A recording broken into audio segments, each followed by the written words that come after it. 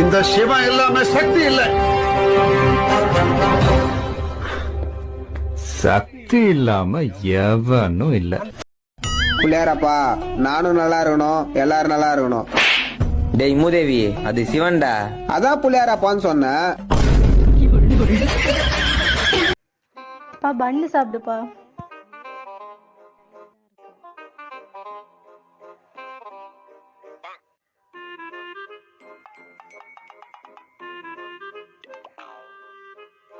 பண்ணி எதுமா சூப்பரா அருமையா இருக்கு. சூப்பரா தானப்பா இருக்குது. இந்த அம்மாக்கு கொஞ்சம் கூட அறிவே இல்ல. ஏமா இந்த பண்ண போயிட்டு குப்பை தொட்டில போட்டு வச்சிருந்தாங்கப்பா.